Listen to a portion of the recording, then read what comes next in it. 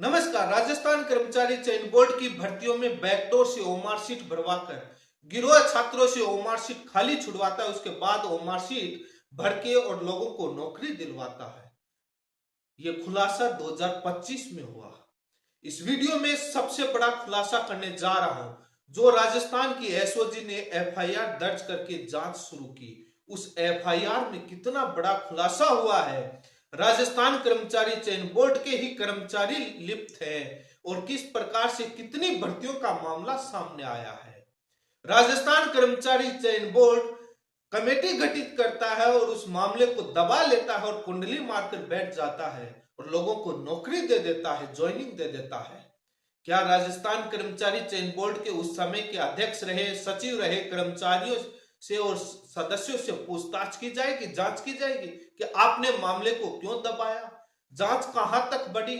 राजस्थान कर्मचारी चयन बोर्ड की 2018 और 2021 की भर्तियों का फर्जीवाड़े का खुलासा 2025 में हो रहा है। कितनी बड़ी हैरान करने वाली बात है। एफआईआर में एक सबसे बड़ी लाइन लिखी गई है जिसमें यह लिखा हुआ है कि कंप्यूटर में वास्तविक डेटा से छेड़छाड़ कर प्राप्तांकों को बढ़ाकर, इसका मतलब ओमार सीट ना भी बदली जाए तो डायरेक्ट भी मार्क्स बढ़ाए जा सकते हैं। ये एफआईआर में सबसे बड़ी लाइन है और इसको बहुत बड़ा एक गहन चिंतन और जांच का विषय बना हुआ है। और बहुत सबसे बड़ा सवाल है कि यदि ओमार सीट ना भी बदले, खाली भी ना छोड़े, तो डायरेक्ट एलडीसी और कर्मचारी मार्क्स बढ़ा सकते हैं। यदि ऐसा खेल हुआ है तो पता नहीं क्या होता होगा, कितने बड़े स्तर पर होता होगा। धन्यवाद दो उत्तर प्रदेश की उस एसओजी को जिसने पकड़ लिया और राजस्थान को सूचित कर दिया, अन्यथा तो पता ही नहीं चलता कि किस प्रकार से ओमार सीट फर्जीवाड़े का मामला राजस्थान कर्मचारी चयन बोर्ड में हुआ। ये तो धन्यवाद दो उस उत्तर प्रदेश की एसओजी पुलिस को जिसने पकड़ लिया और राजस्थान को सूचित कर दिया और 2018 की भर्तियों का मामला 2025 में खुलासा हो रहा है। विकसित भारत, डिजिटल इंडिया, विकास हो रहा है, फास्ट इन्वेस्टिगेशन हो रहा है। देखिए कितना इन्वेस्टिगेशन फास्ट है। 2018 और 2021 की भर्तियों की जांच 2025 में हो रही है, लेकिन राजस्थान कर्मचारी चयन बोर्ड ने कमेटी गठित करके और पूरी जांच को दबा लिया। कितनी बड़ी हैरान करने वाली बात है। इस देश और इस प्रदेश का जांच करने का सिस्टम कितना ढीला है। उन लाखों बेरोजगारों के साथ कितना बड़ा अन्याय हुआ होगा। उन छात्रों के साथ कितना बड़ा अन्याय हुआ होगा जो पॉइंट या 1 या 2 मार्क्स से नौकरी से रह गए होंगे। ये तो इतना ही सामने आया, और तो कितने गिरोह होंगे पता ही नहीं। आज इस वीडियो में इस पर सबसे बड़ा खुलासा करने जा रहा हूं और एसओजी की एफआईआर दिखाऊंगा कि किस किस के नाम और कौन सी भर्तियों के नाम सामने आए हैं, किस प्रकार से फर्जीवाड़ा हुआ। राजस्थान कर्मचारी चयन बोर्ड के वर्तमान अध्यक्ष ने इस पर अपनी प्रतिक्रिया दी। उस प्रतिक्रिया पर भी मैं कुछ सवाल करना चाहूंगा। क्या ओमार सीट बढ़ाकर ही मार्क्स बढ़ाए गए या बाद में दूसरा भी तरीका बढ़ाया गया? अक्सर जनता में, सोशल मीडिया पर, आम जनता में यह चर्चा चलती है और मेरे को बहुत सारे लोग फोन और माध्यम से बताते हैं जब चर्चा होती है कि सर ये बैकडोर से ओमार सीट भरने का खेल चल रहा है। बेसिक कंप्यूटर अनुदेशक भर्ती में भी खूब चर्चा हुई थी। यह मामला तब उठा था, सबसे ज्यादा सामने आया राजस्थान लोक सेवा आयोग अजमेर आरपीएससी की ईओ आरओ भर्ती का खुलासा होता है। एसीबी जांच करती है, उसके बाद क्लीन चिट मिल जाती है, भर्ती रद्द हो जाती है, मामला दब जाता है, पता ही नहीं क्या हुआ। तब जनता के सामने आया कि यह भी खेल चल रहा है। यह पब्लिक में बहुत बड़े स्तर पर सामने आया, लेकिन जनता में सुगबुगाहट तो बहुत पहले से थी, क्योंकि ये गिरोह तो सक्रिय हो जाता है तो जनता में पता तो आ जाता है। लेकिन एग्जाम कराने वाली एजेंसियां अपने मीडिया और तमाम माध्यम से सफाई देती रही और अपनी बातों पर कायम रही कि हमारी सब कुछ पारदर्शिता से हो रहा है। यदि आप मेरे चैनल पर पहली बार जुड़े हैं तो चैनल को सब्सक्राइब करें ताकि लेटेस्ट जानकारी आपको मिलती रहे। वीडियो को लाइक करो, ऐसे नहीं निकल, और उधर सब्सक्राइब करो, शेयर जरूर करें। ये सबसे बड़ा खुलासा है। राजस्थान कर्मचारी चयन बोर्ड की लैब असिस्टेंट भर्ती 2018 में 27 छात्रों ने ओमारशीट और अंक बढ़ाकर के फर्जीवाड़ा करके नौकरी मिल गई। उस एफआईआर में राजस्थान की एसओजी ने 27 जनवरी 2025 को एफआईआर दर्ज करके इस मामले में अनुसंधान जारी किया और उसमें 27 जनों के नाम भी बताए। कई भर्तियों का मामला इसमें सामने आया, जिसमें सबसे बड़ा मामला सामने है राजस्थान कर्मचारी चयन बोर्ड की लैब असिस्टेंट भर्ती 2018, महिला सुपरवाइजर भर्ती 2018, एग्रीकल्चर सुपरवाइजर भर्ती और इसी के साथ रीट 2021 का सेकंड ग्रेड भर्ती 2022, कांस्टेबल भर्ती 2022, सीएचओ भर्ती 2022। ये खेल राजस्थान कर्मचारी चयन बोर्ड में राजस्थान पुलिस का एक कांस्टेबल सरकारी कर्मचारी जो बोर्ड में सुरक्षा गार्ड लगा हुआ है वो खेल करता है। क्या ये सुरक्षा गार्ड इतना बड़ा खेल करता है? राजस्थान कर्मचारी चयन बोर्ड के उस समय के अध्यक्ष और सदस्य और सचिवों को मालूम नहीं था कि क्या खेल हो रहा है, या अंदर से मिली भगत गार्ड के माध्यम से ये खेल रचा जा रहा था? पता नहीं, जांच का विषय ये तो एसओजी जांच करेगी तब पता चलेगा।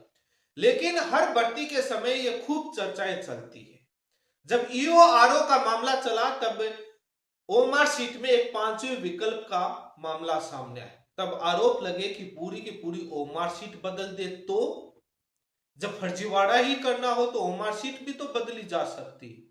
जनता को इसलिए पता लग जाता है कि उस एरिया उस आदमी को जानते हैं, पता होता है कि वो क्या पढ़ाई करता है, क्या कर रहा था और इतनी हाई मेरिट में उसका कैसे सिलेक्शन हो गया, तो संदेह के दायरे में तो अपने आप ही बढ़ जाता है। राजस्थान की एसआई भर्ती नहीं, वनपाल वनरक्षक भर्ती का भी पेपर लीक हुआ है। गिरोह सेम ही था एसआई वाला। फायरमैन भर्ती में भी हुआ है, उन्हीं लोगों के रिश्तेदार लगे हैं। बड़ी हैरान करने वाली बात है, लेकिन जांच नहीं है वनपाल और फायरमैन की। राजस्थान कर्मचारी चयन बोर्ड के वर्तमान अध्यक्ष ने प्रतिक्रिया भी दी जब यह मामला उठाया और सोशल मीडिया पर चर्चा हुई।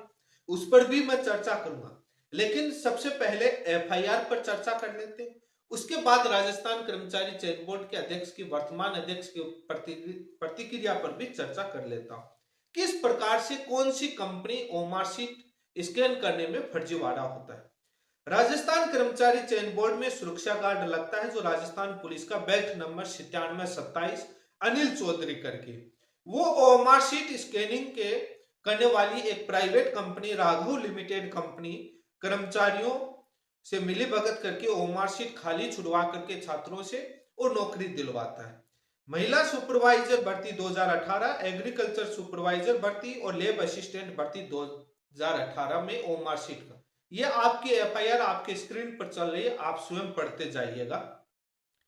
ये अनिल चौधरी अपनी पत्नी मीरा को 292 में से 270 नंबर दिलवाता है और अपनी साली मीना को और मित्र की पत्नी वीरू को 225 नंबर दिलाता है 292। मित्र कृष्ण कुमार को 280 292 में से, सुरेंद्र चौधरी को 270 में से 292, ये मित्र है उसके लोकेश चौधरी, और ऐसे करके कई लोगों को ये नौकरी दिलाता है और मेरिट में आते हैं और स्थान पा लेते हैं। कुछ समय बाद राघव लिमिटेड कंपनी के कर्मचारी लखनऊ यूपी में खाली ओमार सीट के बदले में 62 लाख रुपए लेते हुए उत्तर प्रदेश की एसओजी उनको गिरफ्तार करती है। तब जांच करती है तब उनके मोबाइल में व्हाट्सएप चैटिंग पाई जाती है, व्हाट्सएप चैटिंग पाई जाती है और मैसेज पाए जाते हैं जिसमें खुलासा होता है, जिसमें कर्मचारियों के उसमें सारा रिकॉर्ड मिलता है। और बोर्ड अध्यक्ष उस समय के राजस्थान कर्मचारी चयन बोर्ड के उस समय के अध्यक्ष बीएल जाटावत ने अनदेखा करके उन छात्रों को भर्ती को कंप्लीट कर देते हैं, ज्वाइनिंग दे देते हैं। क्या इनसे जांच और पूछताछ की जाएगी और गिरफ्तार किया जाएगा?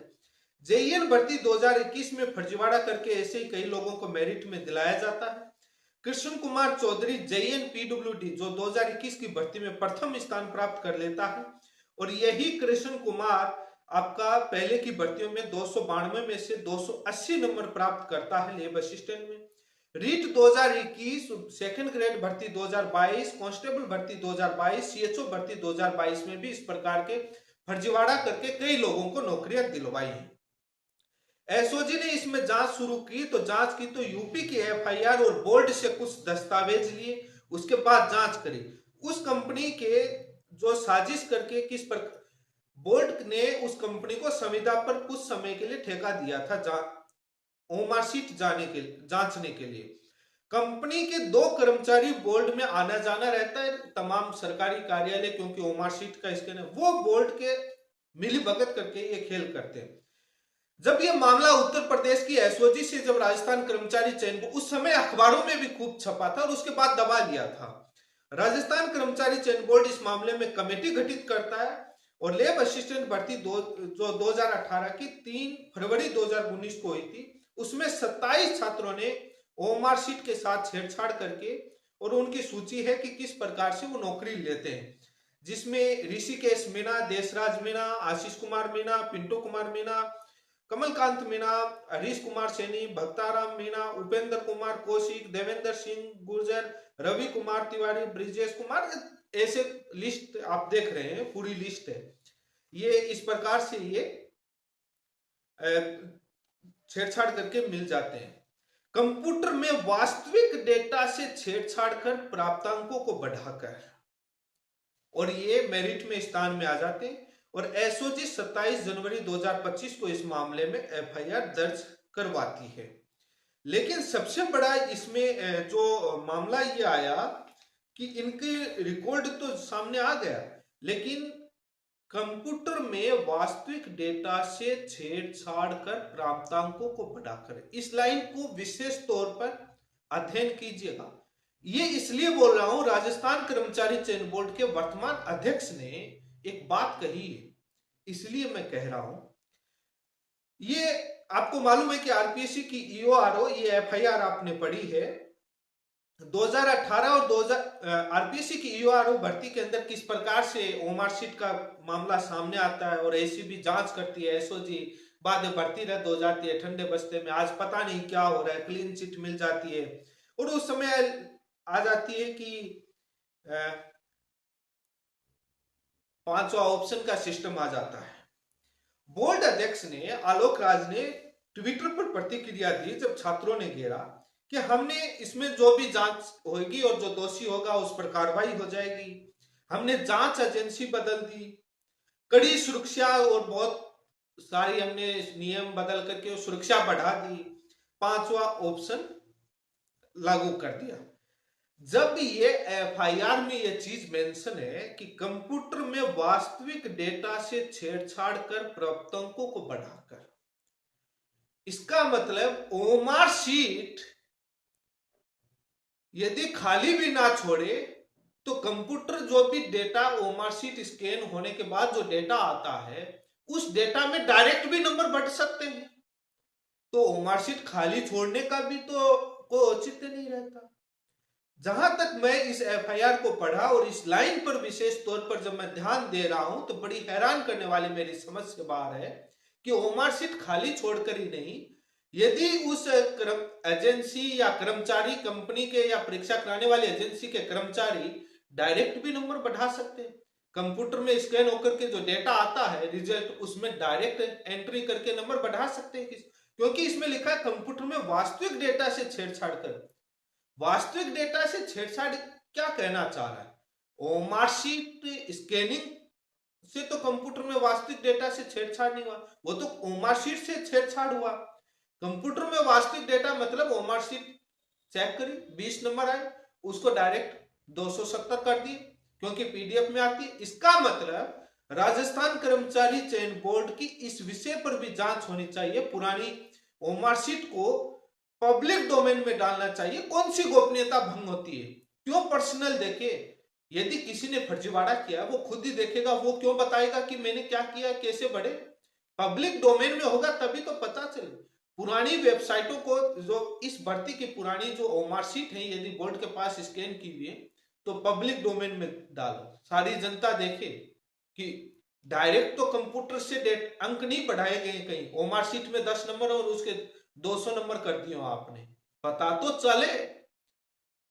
क्योंकि जब आम जनता में सबसे बड़ी चर्चा हो रही थी कि राजस्थान कर्मचारी चयन बोर्ड में भी ये खेल होता है, और ये पहले भी हुआ है, अब वर्तमान का पता नहीं, लेकिन 2021 तक की भर्तियों के आरोप लगे हैं राजस्थान कर्मचारी चयन बोर्ड। जेईएन भर्ती 2021, लेबर असिस्टेंट भर्ती 2000।